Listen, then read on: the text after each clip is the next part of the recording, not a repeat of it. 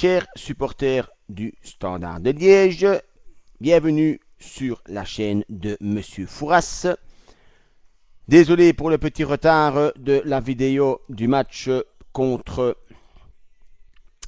Houdeverly-Louvet. Avec un petit peu de retard, Père Fouras est déjà fort occupé avec le prêteur qui revient. Déjà beaucoup de demandes de boulot et beaucoup de premiers boulots également à faire. Alors, évidemment, le Père Fouras, l'immense Père Fouras que tout le monde réclame à oreille et que tout le monde réclame sur le net, que ce soit dans n'importe quel secteur, que ce soit pour du sport, que ce soit pour parler politique ou que ce soit pour travailler ou plein d'autres choses, le Père Fouras, l'immense Père Fouras, est toujours demandé un peu partout. Alors, le Père Fouras, évidemment, reconnaît évidemment tous ses mérites, puisqu'il avait dit que le Standard se qualifierait depuis des mois sans problème pour les playoffs. Il avait dit aussi que le Standard ne passerait jamais et allait aller s'écraser à Hanovre. Il avait dit aussi que les bus du Sporting d'Anderlecht allaient aller se cracher à Saint-Tron. Et il avait également prédit, malheureusement, que Naples allait craquer dans les prolongations de la Champions League. Vous avouerez que pour un gars, je vais dire banal, c'est quand même pas mal. Et je ne demande pas les fleurs, mais je demande juste un peu de respect à son éminence, Père Fouras. Alors, je ne vais pas épiloguer 36 minutes sur la prestation du Standard de Liège contre Houdeverly-Louvet, puisqu'il n'y a rien à voir. Le Standard a fait un match très moyen face à une équipe de Louvet déjà en vacances printanières. Cela est rentré dans du beurre. Houdeverly-Louvet a fait jeu égal avec le Standard les 20 premières minutes. Nous a même légèrement dominé pendant un quart d'heure dans le tout début du match avec 3-4 belles interventions de Sinan Bolat.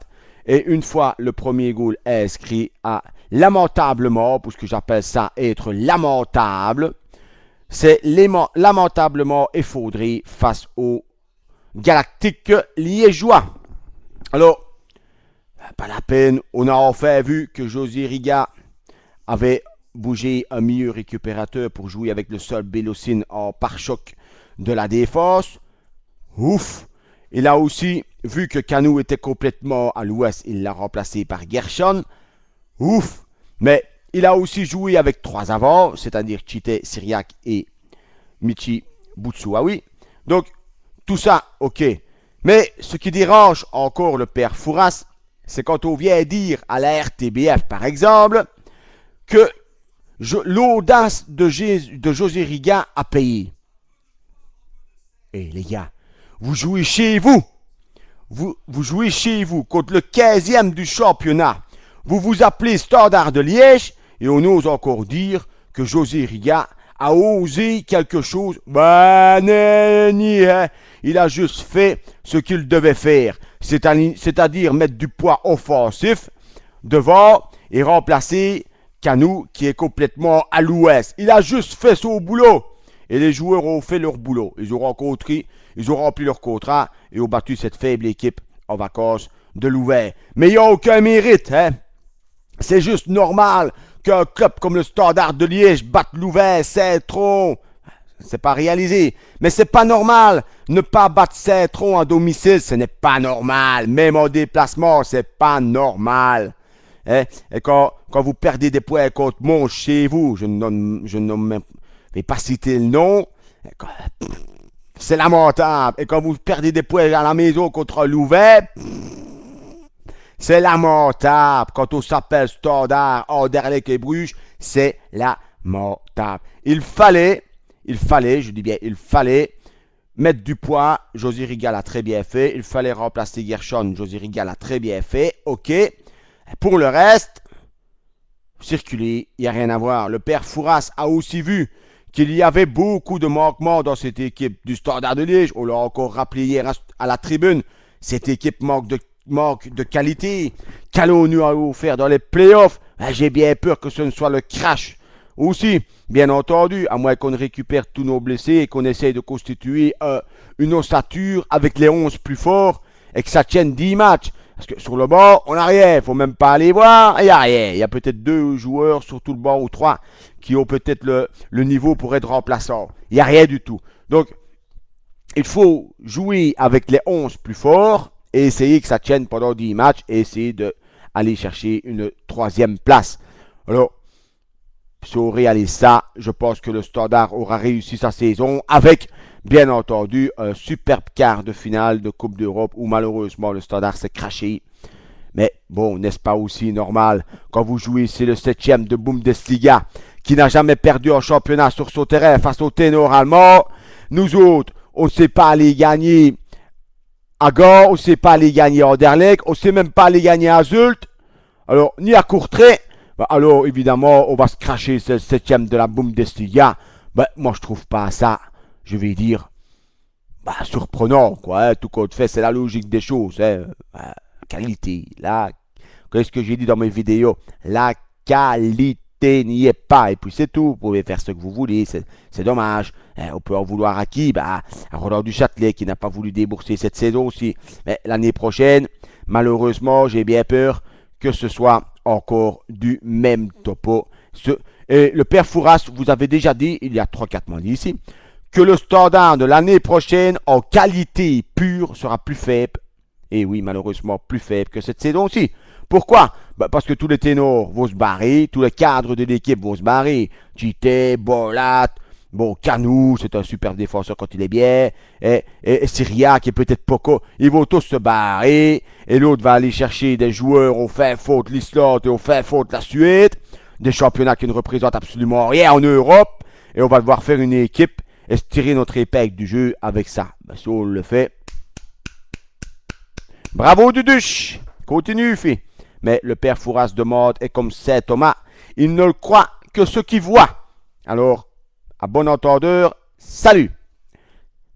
Bon, voilà, c'était un petit débriefing du Standard de Liège, de ce que je pense du Standard maintenant. Maintenant, évidemment, son éminence Fouras ne peut évidemment pas passer à côté de l'intervention de notre cher boucher de Varsovie, j'ai nommé Marcin Wasilewski,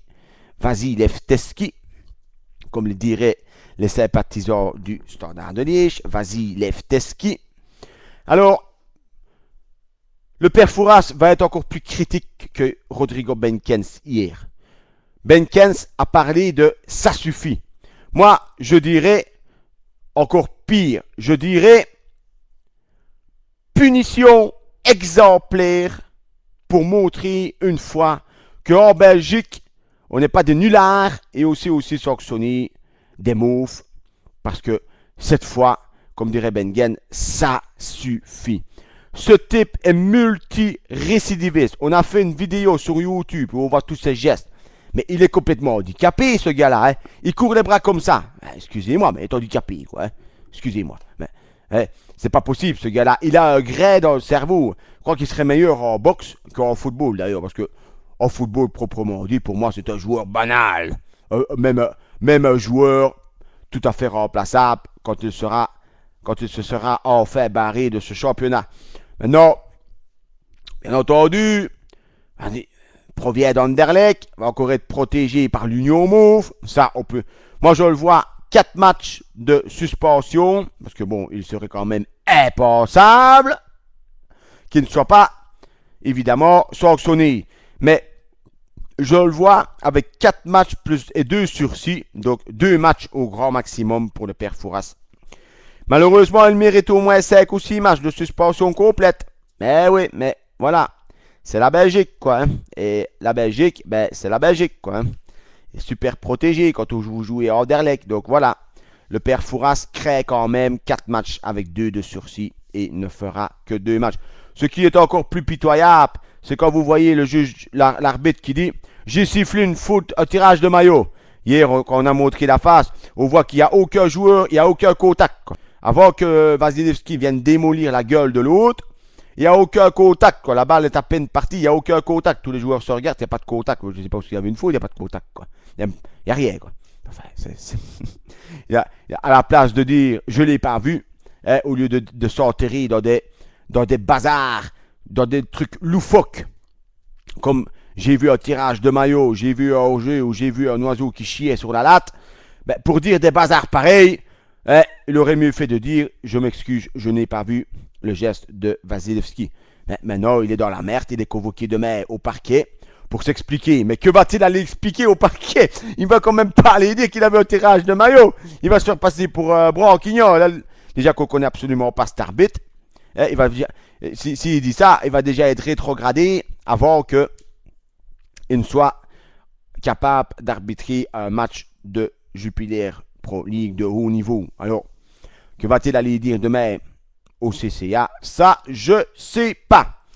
Alors, là, l'affaire Vasilevski, je veux même plus entendre parler de ce type. C'est une boucherie invraisemblable. C'est d'ailleurs pour ça que quand Axel Witsel l'a fauché, ben, là, on voit bien que c'est malencontreusement fauché.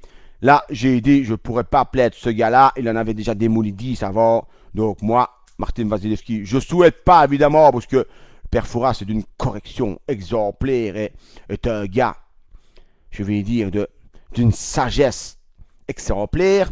Mais Père Fouras ne pourra quand même jamais aller pleurer non plus la blessure de Martin Vasilevski. Au même titre que Jonathan Blaudel ou un autre, ce sont de véritables crapules sur le terrain. Alors, voilà, maintenant nous allons passer l'affaire Vasilevski, j'ai dit ce que je pensais. Maintenant, nous allons passer au Playoff 1 pour terminer, il me reste 2 minutes.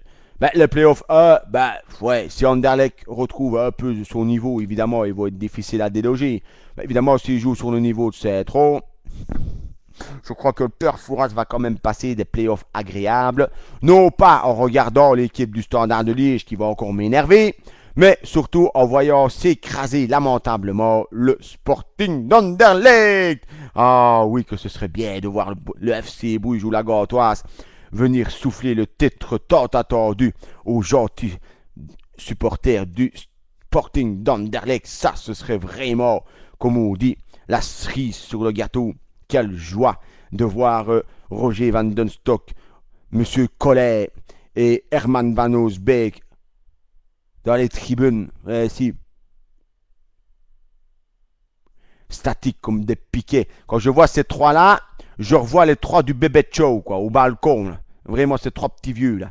Et vous mettez encore Eddy Merckx à côté, et vous avez la panoplie complète du supporter typique du Sporting d'Anderlecht. Ça fera encore certainement bien rigoler mon ami Patrick Robrecht.